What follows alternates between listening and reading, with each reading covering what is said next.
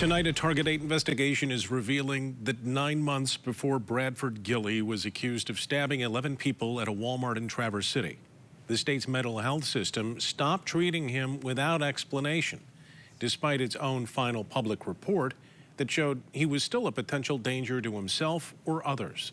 That final report also included a bizarre, rambling email that, according to an expert, shows he was still troubled. Target 8 investigator Ken Kolker dug through nearly 300 pages of documents in 3 probate courts. He's in studio tonight with that story.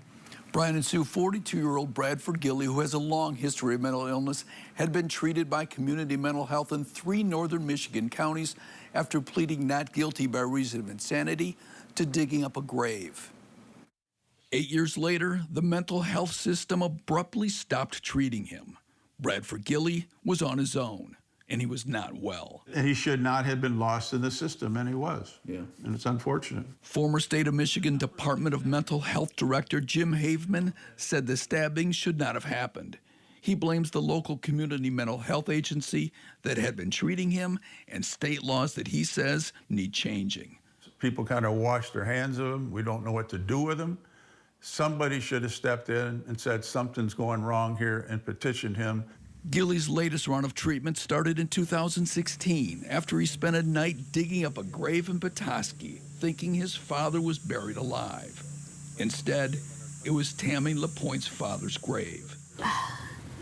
I went from being horrified that someone was after my dad to being amazed that this man, he believed his dad had been buried alive. Gille had been diagnosed with schizoaffective disorder. His not guilty by reason of insanity plea put him under what is known as NGRI status.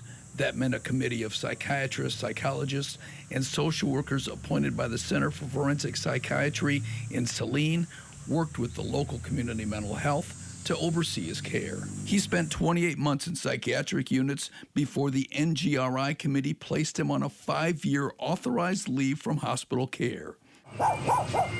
He was placed in adult foster care homes in northern Michigan. His treatment included monthly antipsychotic injections. Sometimes they helped, sometimes not. In September 2023, a mental health worker with North Country Community Mental Health filed a petition asking a Sheboygan County probate judge to extend Gille's court-ordered mental health treatment for yet another year. According to the caseworker, Gille, whose history included violent attacks of his parents, was still a substantial risk to harm himself or others.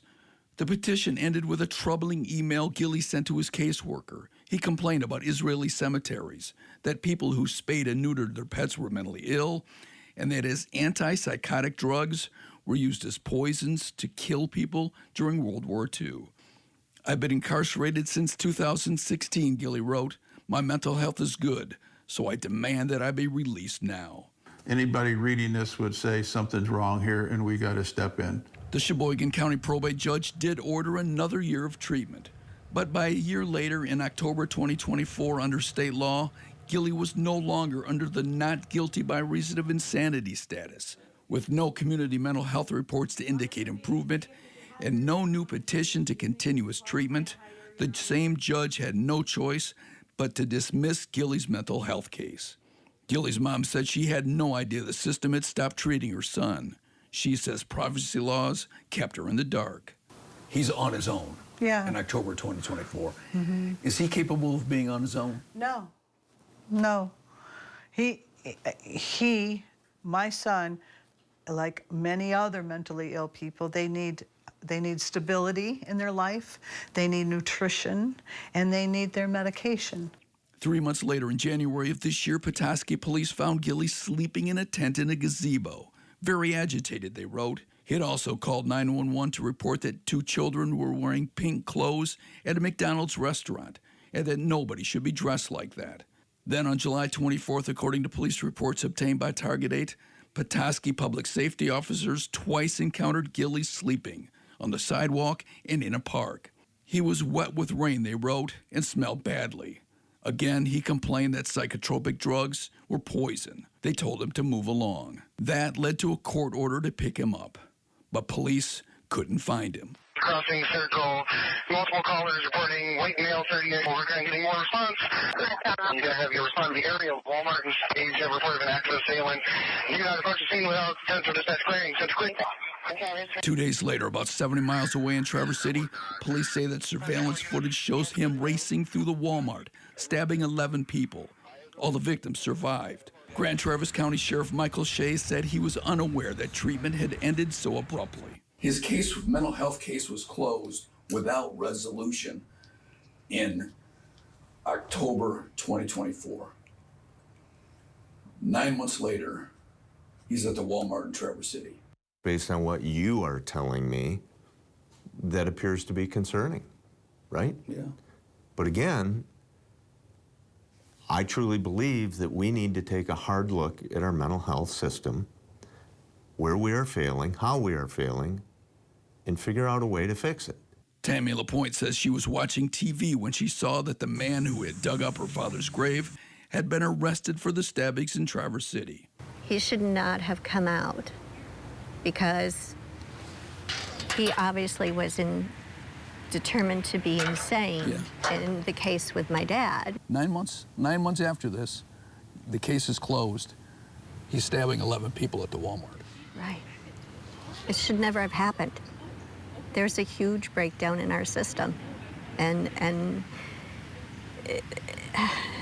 I hope that he never comes out again. He can't, because next time, what if he kills somebody? Gilly's mom says she has seen the video of the stabbings.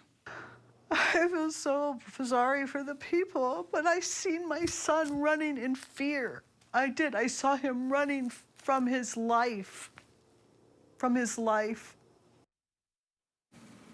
North Country Community Mental Health, which oversaw his treatment, has not responded to our request for comment. Gilly is facing 1 count of terrorism and 11 counts of attempted murder. A judge has ruled he is not competent to stand trial but ordered treatment, hoping to restore his competency.